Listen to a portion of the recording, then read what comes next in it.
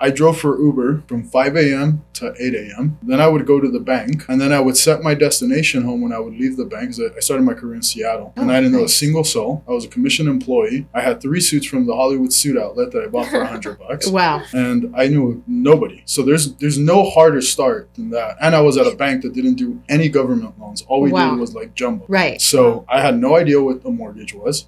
And the only way I became successful was Ghana. Like I was going to succeed. I was like, I've seen these dudes making a ton of money, and they're in their 60s, and there's no way they're going to outwork. So I outworked them. I worked from 5 to 8 in Uber.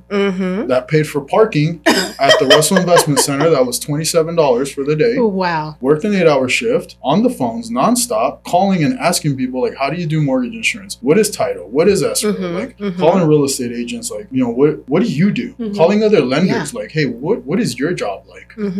Just learning. And it took me 6 months to get my first escrow, and the way I was paying for everything was driving for Uber. I was cleaning boats in Seattle at night, while during the daytime I wore a suit. So if you have the hustle and the wherewithal to say, there's no goddamn way I'm not going to succeed. Yeah. Yep. Absolutely. There's no stopping you. I get that. But like in today's era, I feel like everyone's just so used to a hand-me-down. Yeah. And we're in the participation trophy era where like the kids are just like, and the people coming in may be like, I want this now. Like, no, you gotta go through the ringer. That's the part. That is exactly. So thank you for elaborating on that. That's exactly what I mean.